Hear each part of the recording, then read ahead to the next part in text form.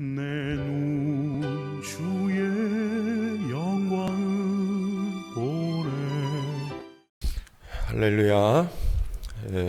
우리 이제 코로나 때문에 많이들 조심하시고 하시느라고 이렇게 새벽에도 아마 가정에서 온라인으로 예배하는 분들도 계시고 한 것 같은데, 우리가 조심해야 됩니다. 조심하고 가능하면 피해 가시기를 바라고, 저도 경험해 보니까 그냥 뭐 감기 정도는 아닌 것 같아요. 그러니까 좀 아프고 그런 경우들이 많기 때문에 조심은 하시되, 이것이 자칫 무의식 중에 습관이 되지 않도록 집에서 예배 드리는 거, 앉아서 기도하는, 이렇게 TV 틀어놓고 기도하는 거, 이게 습관이 되지 않도록 늘 우리가 경계를 해야 될 것 같아요.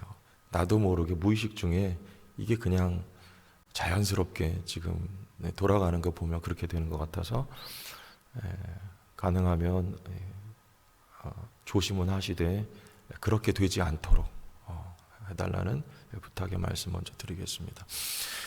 자, 오늘 말씀에 이제 예수님의 제자 가운데 그 중에 둘이 이렇게 말씀을 하고 있습니다. 13절에 여기 예수님의 12제자 가운데 둘은 아니죠.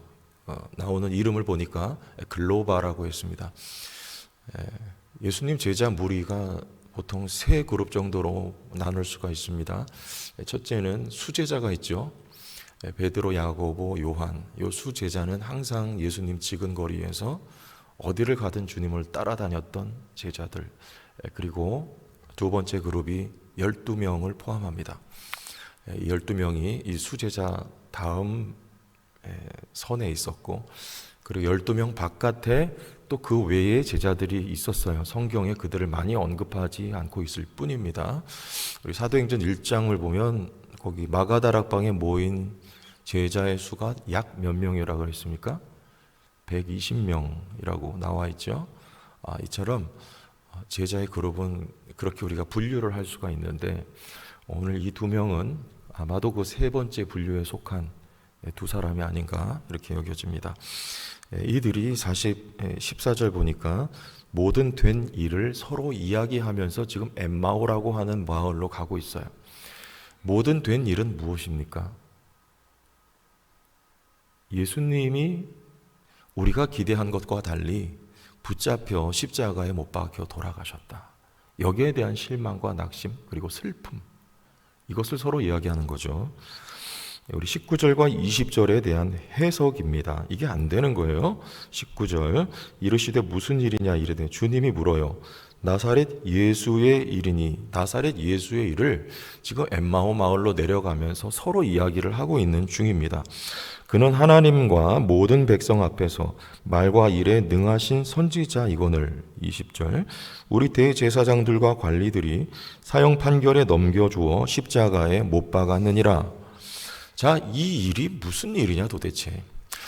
예수님에게 당신은 예루살렘에 있었으면서 이 일을 모릅니까? 지금 두 명이, 이 제자가 이 일을 서로 대화하면서 이게 지금 무슨 일이냐 라고 하면서 지금 걸어가고 있는 노중이죠. 그때 주님이 제자들에게 나타나셔요. 그렇지만 그들이 예수님을 알아보지 못합니다. 16절, 그들의 눈이 가려져서 그인 줄 알아보지 못하거늘. 이유가 뭐라고 합니까? 눈이 가리워졌다 그래요. 눈이 가리워졌다. 눈이 가리워진 건 뭘 말할까요? 사도 바울이 눈이 가리워진 결과 예수 믿는 사람들을 핍박한 것입니다.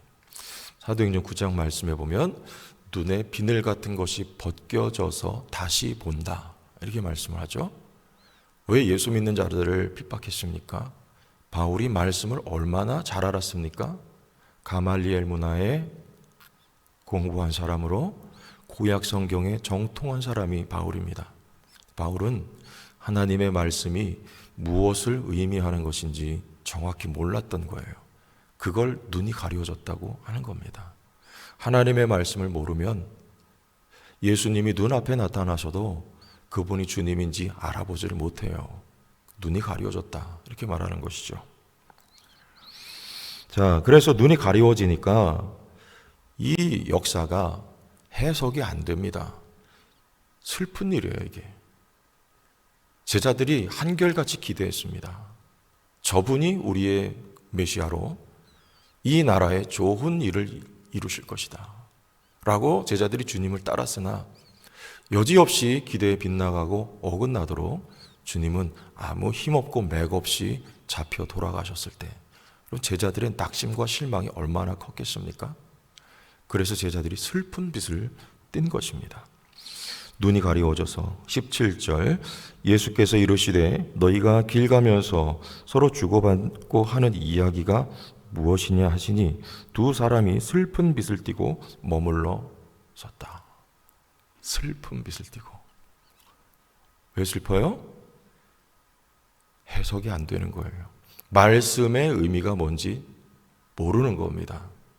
이게 기쁜 일입니까? 좋은 일입니까? 아니면 슬픈 일입니까? 이들에게는 그저 슬픈 일일 뿐입니다. 기대했던 주님이 돌아가셨다. 다 끝났다. 라는 것이죠.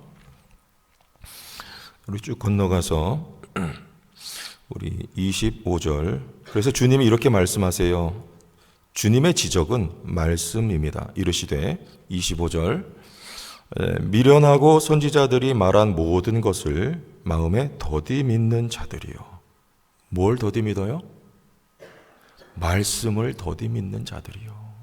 더디 믿는다는 말은 천천히 그런 말입니다. 왜 천천히? 모르는 거예요. 깨달지를 못하는 겁니다.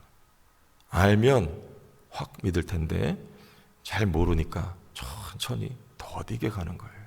주님이 제자들을 앉혀놓고 그렇게 말씀을 많이 말씀하셨습니다. 그리고 돌아가시고 지금 살아나셔서 제자들 앞에 보이셨음에도 불구하고 주님도 모르고 말씀도 여전히 모르고 있는 거예요. 더디 믿는 자들이여 26절 그리스도가 이런 고난을 받고 자기의 영광에 들어가야 할 것이 아니냐 하시고 이에 모세와 모든 선지자의 글로 시작하여 무엇으로 시작하여? 모세의 글 창출 내민신 모세오경 모든 선지자의 글로 시작하여 누가요? 주님이 모든 성경에 쓴 바 자기에 관한 것을 자세히 설명하시니라. 자, 여러분 여기 이 대목에서 우리 하나님의 역사는 하나님의 말씀을 아는 것으로 시작돼요. 말씀을 몰라 더디 믿으면 우리의 신앙이 그만큼 더딘 겁니다. 주님은 다른 거 하시지 않고 부활하시기 전에도 제자들에게 말씀을 가르치셨고 부활하신 이후에도 말씀을 가르치는 거예요. 모세의 글로부터 선지자들이 말한 모든 것을 그 의미가 무엇인지를 지금 제자들을 앉혀놓고 다시 차근차근 설명을 하십니다. 이래야 제자들이 눈이 다시 떠집니다. 30절과 31절 봅니다. 그런가 아닌가 보세요. 30절 그들과 함께 음식 잡수실 때에 떡을 가지사 축사하시고 떼어 그들에게 주시니 우리 31절은 같이 읽어봅시다. 시작.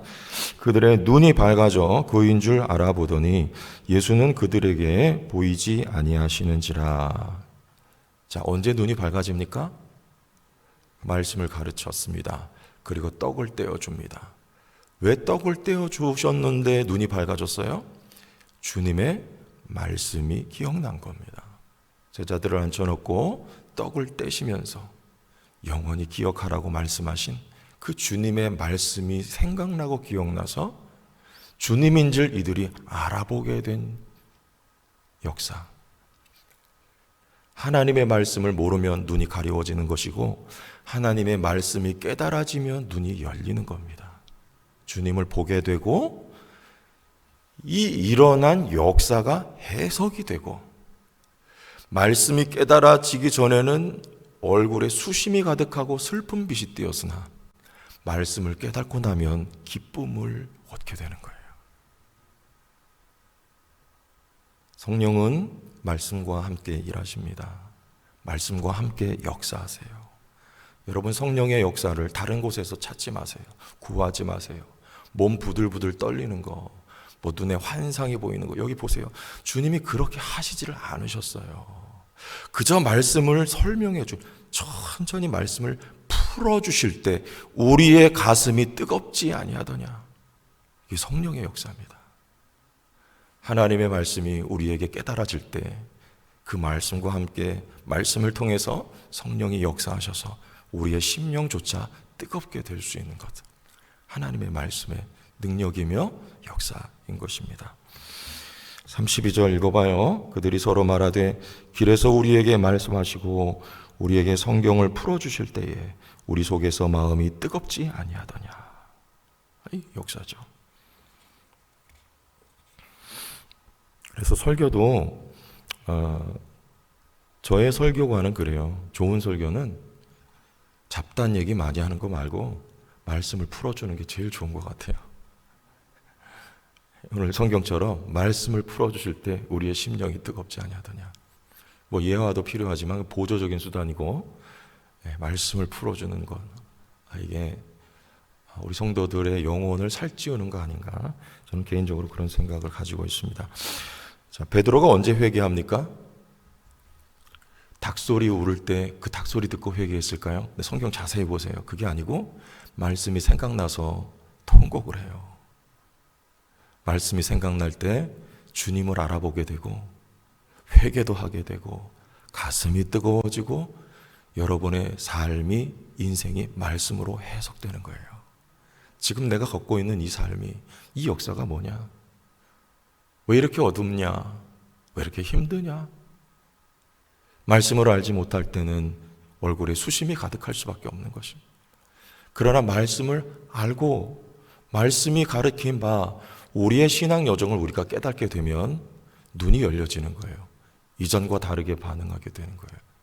슬픔이 아니고 기쁨이 되는 겁니다. 왜? 말씀으로 내가 걷고 있는 길이 해석이 돼서 그런 거예요. 여러분, 말씀에 붙들리고 말씀에 의지하고 하나님의 약속이 여러분의 삶에 성취되는 말씀의 능력이 함께하는 오늘 하루 여러분의 삶이 될 수 있기를 주의 이름으로 축원합니다. 주의 영광 이곳에 가득해 우린 손에